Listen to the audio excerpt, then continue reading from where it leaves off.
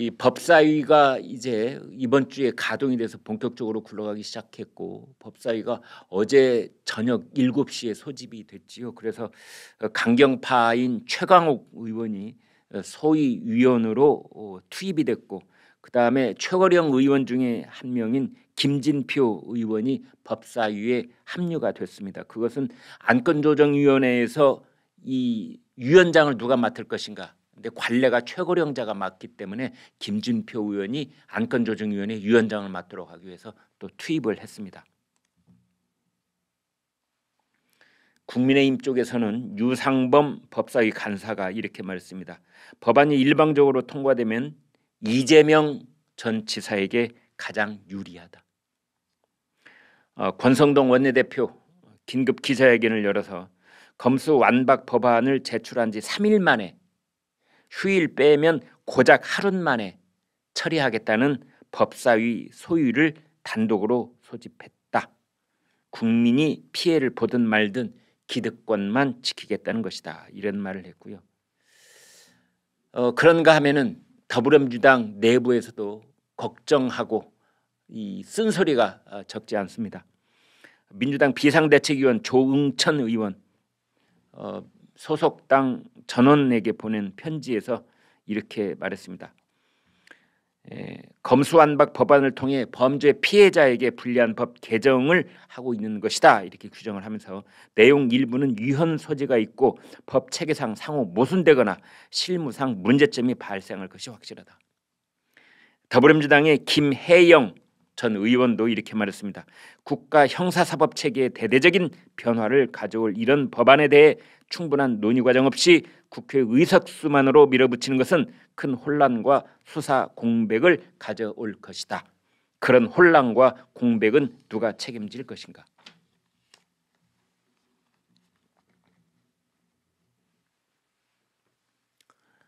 어제 저녁답에 우리나라 경찰의 내부 통신망에 한 경찰관이 이런 글을 올렸습니다.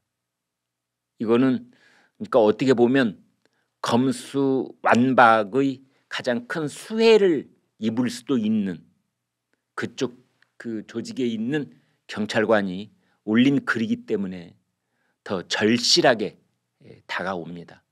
그래서 그 글을 제가 한번 보여드리겠습니다. 지금 이렇게 제가 일단은 프린트를 해가지고 나왔는데요. 제가 카메라를 보면서 이게 잘 글자가 잘 보이지는 않으실 겁니다. 꽤 긴 글입니다. 지금 저 부분을 제가 읽어드리도록 하겠습니다. 뭐 글이 대통령 글하고는 달리 매우 명징해서 따로 번역기 필요 없는 글입니다. 읽어드리겠습니다. 현직 경찰인데요, 현재 검수완박, 이것을 누구보다 반대하는 건 사실은 경찰들입니다. 멍청한 인간들은 이게 얼마나 심각한 문제인지 모르나 본데요. 현재도 수사권 조정 이후에 불필요한 절차가 너무 많아져서 업무 과중으로 수사 지연이 심각한 수준입니다. 현재 수사관 한 명당 자기 사건이 50건에서 200건씩 달고 있고요. 수사부서 순번 정해서 탈출할 정도로 수사 깊이 심각해서 현재 경찰 수사 조직은 붕괴되기 직전입니다. 아무것도 모르는 신임들이 수사뽕에 취해 있을 때 앉혀놓고 수사 베테랑들이 도저히 못 해먹겠다고 타 부서로 다 도망가고 있는 실정입니다. 수사관들 사이에서는 수사 탈출하는 것이 지능순이라는 말을 달고 사는 게 지금 수사부서의 현실입니다. 국민들 성격이 급하셔서 일주일만 지나도 수사 진행 사항을 독촉하고 난리를 치시는데 실상은 님들 앞에 최소 50명 내지 200명이 대기 중인 것입니다. 1, 2주 사이는커녕 수사에 2개월에서 6개월씩 걸리는 것도 그런 이유입니다. 야근과 주말 출근 안 하면 빼는 사건보다 쌓이는 사건이 더 많은 게 현재 상황인데 뭔 놈의 정성 수사를 해요? 그런 환경이 애초에 불가능한 것입니다. 지금도 경찰이 수사에 95% 이상 하고 있는 것은 틀림없는 사실이지만 그 95% 이상을 경찰이 담당하고 있다는 그 수사 대다수는 단순 사건들입니다. 단순 폭행, 절도, 이런 단순하고 증거가 바로바로 나오는 사건들만 있다면 검수완박을 해도 인원 충원으로 해결할 수가 있습니다. 경찰들도 수사 열심히 하고 수사 역량도 있습니다. 하지만 현실 세상은 단순 폭행, 단순 절도같이 간단한 사건만 있는 게 아닙니다. 전문 지식이 필요한 고도의 지능범, 민사와 얽혀있는 사기꾼, 경제사범 등이 있고 이러한 사건들에는 형법, 민법, 각종 법률이 다 얽혀들어 있어서 이게 죄가 되는지 단순 민사인지 애매하고 무슨 죄를 적용해야 되는지 변호사마저도 의견이 갈리는 굉장히 복잡하고 까다로운 범죄들이 존재합니다. 조금만 더 읽어드리겠습니다. 매우 긴 글인데요. 보통 TV에 나오는 피해자 수만 명씩이 나오는 고도의 사기 사건들, 그러니까 무슨 사모펀드에 밝혀진 그런 이제 사건들을 얘기하는 것 같습니다. 대장동 사태처럼 합법을 가장한 수천억 대의 비리 등 온 나라를 뒤집어 놓는 범죄들이 여기에 해당합니다. 이러한 업무는 정말로 전문적인 지식이 없으면 이해하기도 힘든 분야라 변호사 외에도 해당 분야 전문가들의 조언이 필수적인 것입니다.